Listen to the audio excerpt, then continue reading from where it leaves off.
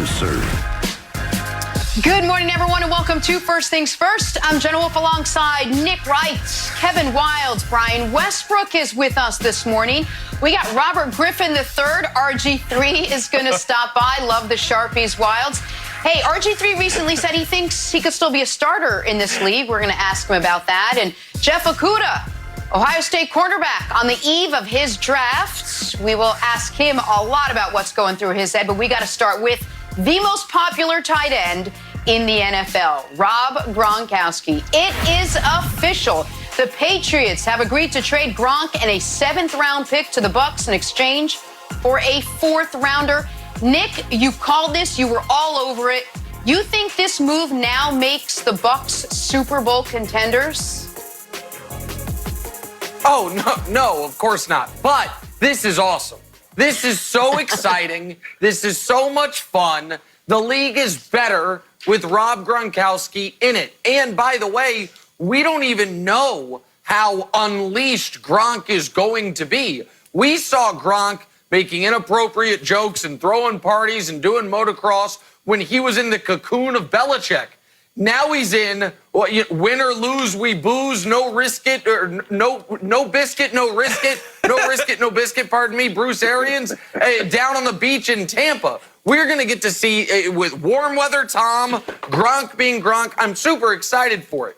Now, how good will the Bucs be? I don't know.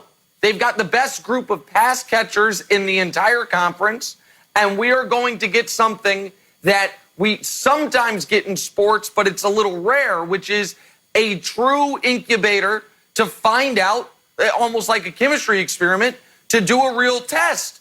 How good is Brady right now? Because he could not be under better circumstances. He's got Mike Evans, maybe the most physically gifted receiver in the league. Rob Gronkowski, his old security blanket, who on a per-game basis is the best tight end the league has ever seen. Chris Godwin coming off a monster year. First-round pick O.J. Howard is the other tight end. A great offensive coordinator, excellent offensive-minded head coach. And now the question is, do the Bucs have a quarterback?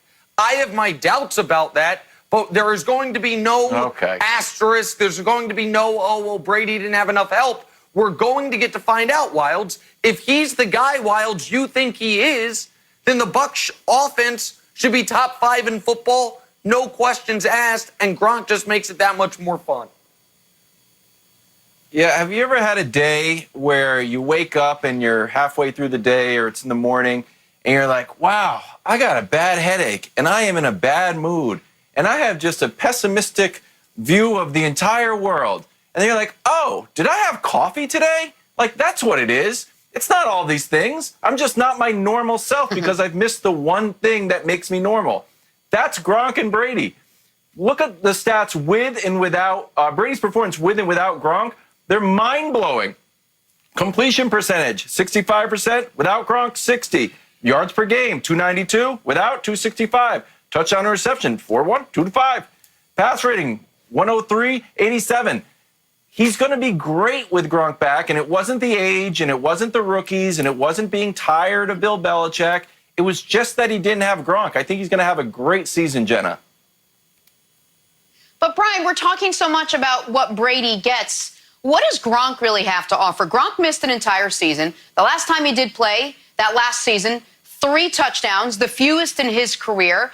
I wonder how much Gronk can really add. I know that he is Brady's security blanket, if you will, but how much better does he make the Bucs with him and Brady together?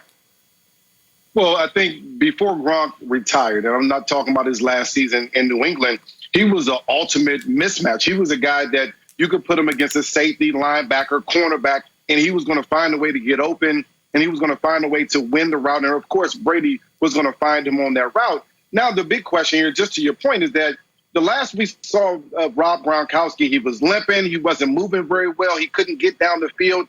And now having that year off, I think, has rejuvenated him just a little bit. Those injuries have healed just a bit. And now he's also in a situation in Tampa Bay that he doesn't have the restrictions. And I don't know that he's ever lived with restrictions anyway, but there were some restrictions in New England with everyone. And I think Tom felt it. I think Rob Gronkowski felt it. And now he's down in Tampa Bay. Feels much better. It's warmer. To me, I think you get a much better player down there. Also a guy that you're not going to be asked to win every single game with. You still have Chris Godwin, like Nick mentioned. You have Mike Evans. You have Ronald Jones. You have other tight ends. Rob Gronkowski is not going to be asked to go get 10, 15 touchdowns. He's going to be asked to be that guy on third down to go down and win a 5-yard route. Can he beat a linebacker? Can he beat a safety? And that's the guy that Tom Brady needs, that security blanket. There's nothing like going to a new organization but bringing your best friend, your security blanket with you. That's the same thing that Tom Brady has now in Tampa. To me, this is a match made in heaven for the Tampa Bay Bucks. Hey, Wild, do you think you're going to see a little bit of vintage Gronk? Are you concerned at all that maybe he's lost a step, having spent a year WWEing for the last couple of months? No, Jen, I'm going to go the other way. I think he'll be better than ever. I think we're going to get like 24-year-old Gronk. He's had plenty of time off. He's said he felt great. He said he's putting back on weight. I think he's going to be amazing. And Nick, I have a question for you. We heard when Brady signed with Tampa Bay that free agents wanted to get to Tampa Bay. Now, this was the first domino that fell.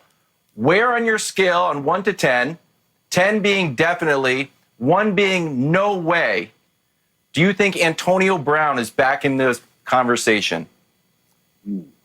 Oh, I think it's no way. Bruce Arians, to me, no way, nipped that in the bud already. And there's only so many footballs to go around. In fact, there's only one.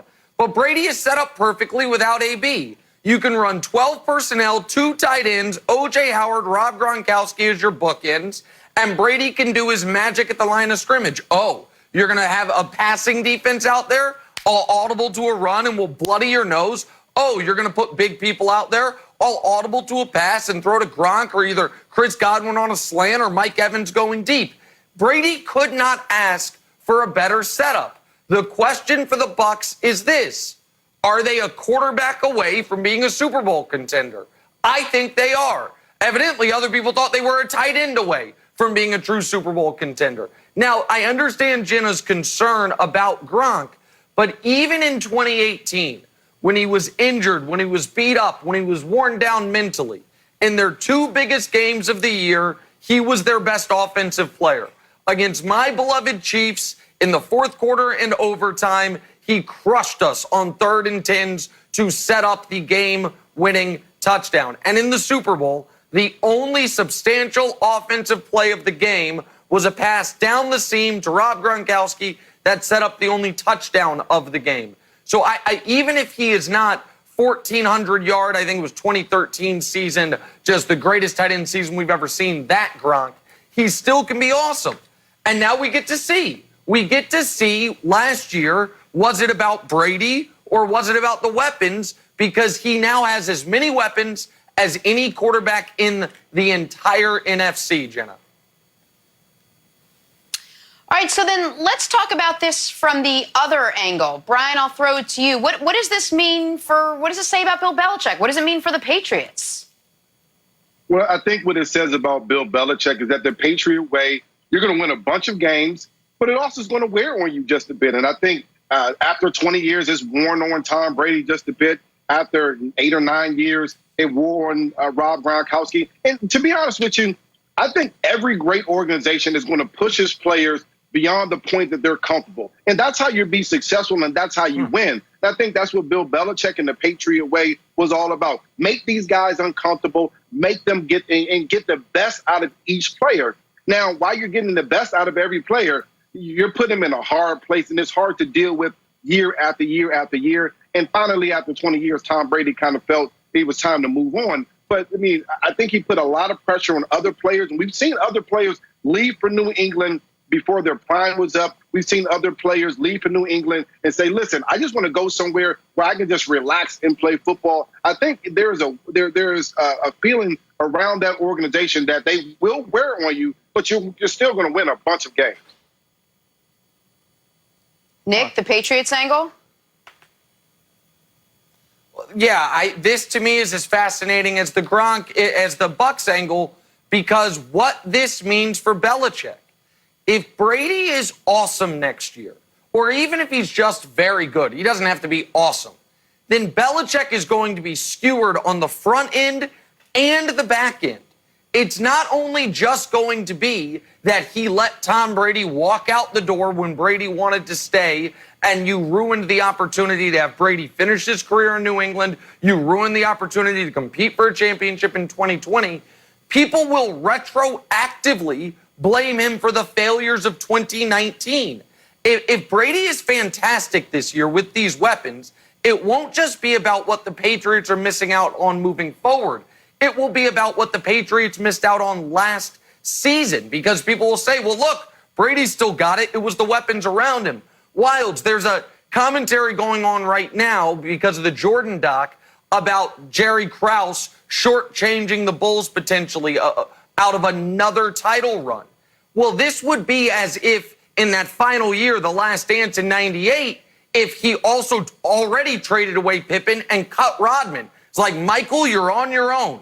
That's what the narrative will turn into of what last season was for Brady, not even to mention what this season will be. That is, though, only assuming Brady plays well. If Wilds, with all these weapons, Brady looks the way I think he's going to look, then Belichick will look the way he actually is, which is the shrewdest coach in the history of the league, Wilds.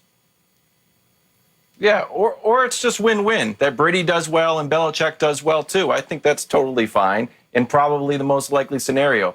Brian, I'm going to throw it to you because I thought what you said was fascinating. In your career, as you got older, did your mind, did your outlook on the game change where maybe earlier in your career you were like, whatever it takes